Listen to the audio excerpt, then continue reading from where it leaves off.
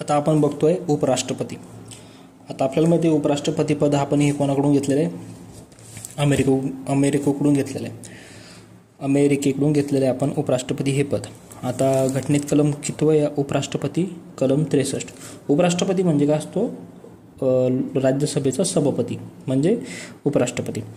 आता उपराष्ट्रपतीची निवडणूक जी होते, जसं आपली राष्ट्रपतीची निवडणूक होते तशीच उपराष्ट्रपतीची काय असते? निवडणूक होते.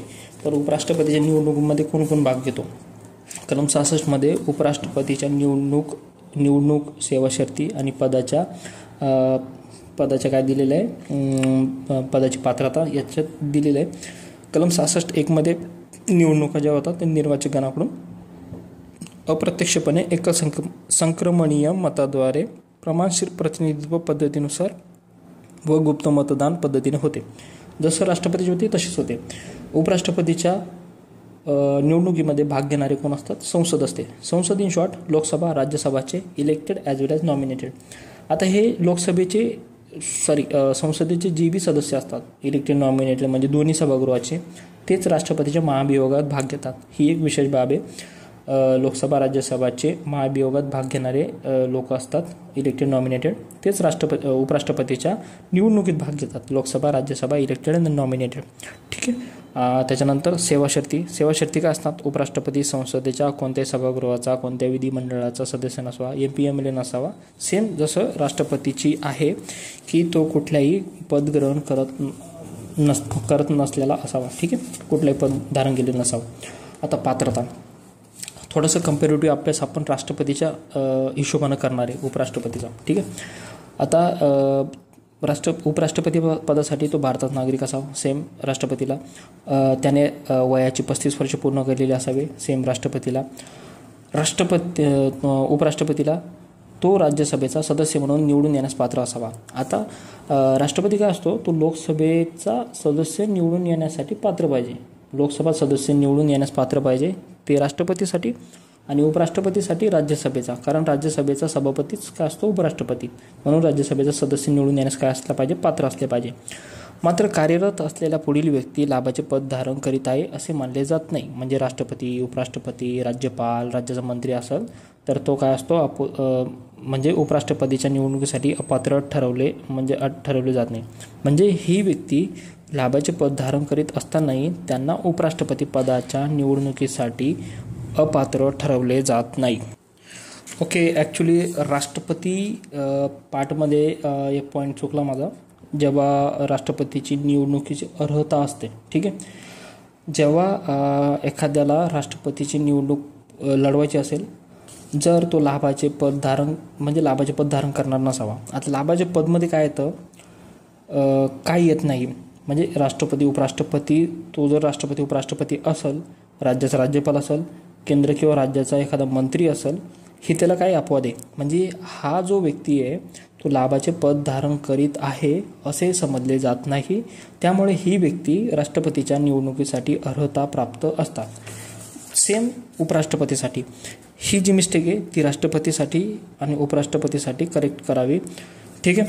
म्हणजे त्याला राष्ट्रपती किंवा उपराष्ट्रपती जर म्हणायचा असेल आणि ऑलरेडी तो उपराष्ट्रपती, राष्ट्रपती, राज्यपाल, मुख्यमंत्री किंवा एखादा राज्याचा मंत्री असेल तर ते असताना सुद्धा तो काय करू शकतो? ही निवडणूक लढवू शकतो.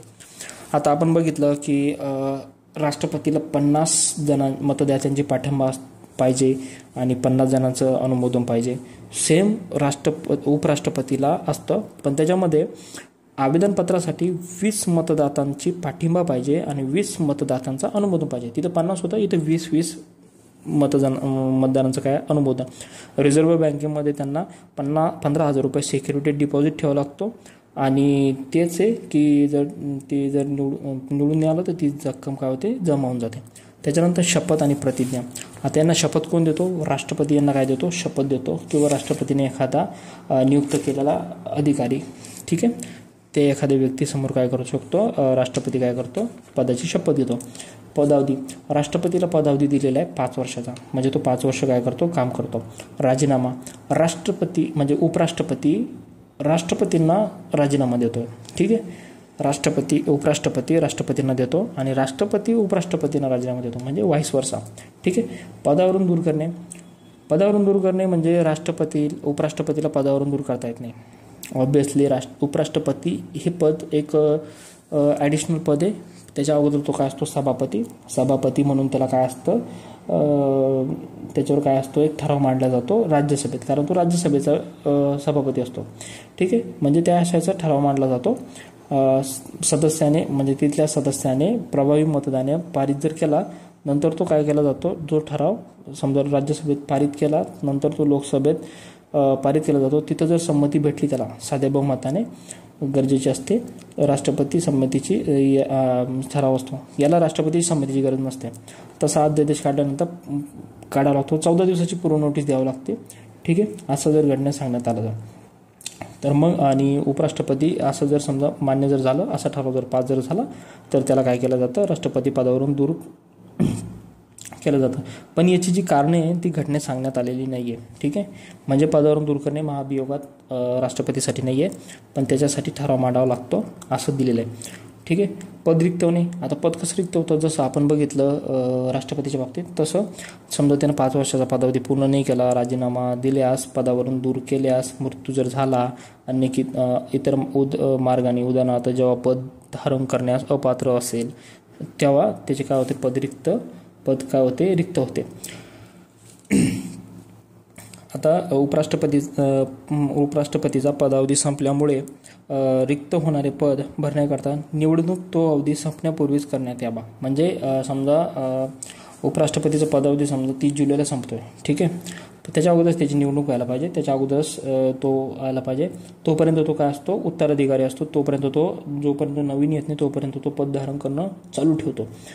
उपराष्ट्रपतीचे पद मृत्यू, राजीनामा, पदच्युती अन्य मार्गाने रिक्त झाले असेल, त्याचे पद रिक्तच राहते.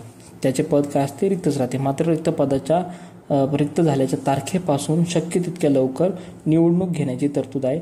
नवीन उपराष्ट्रपती पद ग्रहण केल्याच्या तारखेपासून 5 वर्षाच्या अवधीसाठी पद धारण करण्याचा हक्कदार असतो.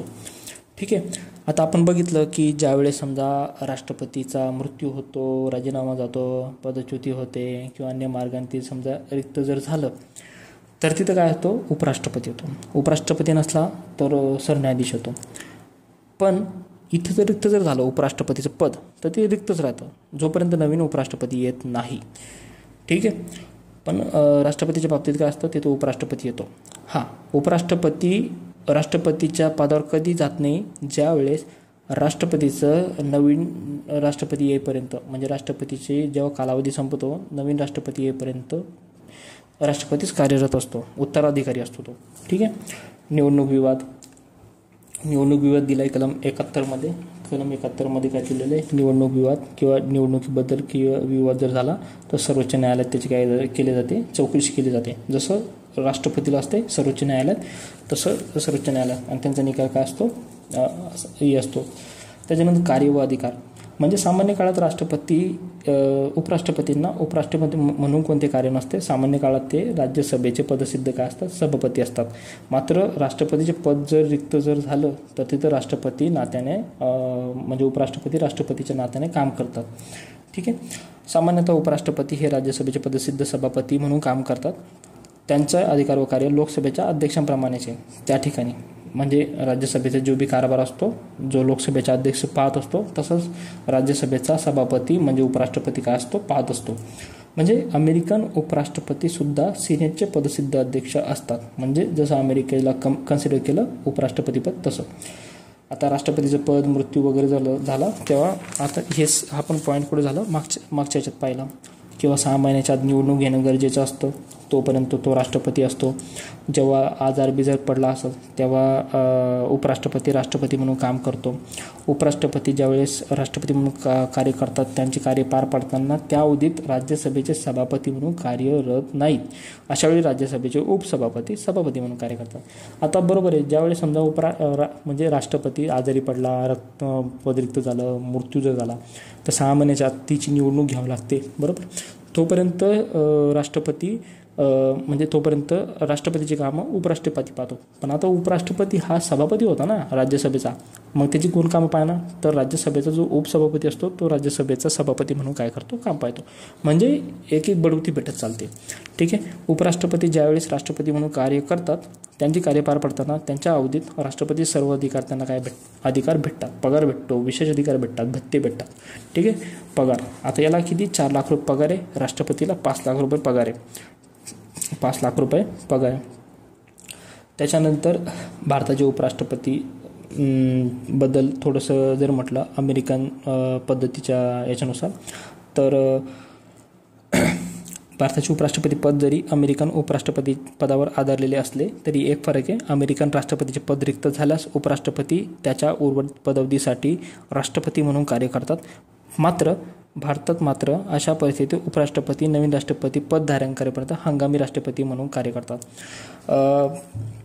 उपराष्ट्रपती म्हणजे अशा परिस्थितीत उपराष्ट्रपती नवीन राष्ट्रपती पद ग्रहण करेपर्यंत हंगामी राष्ट्रपती म्हणून पद धारण करतात.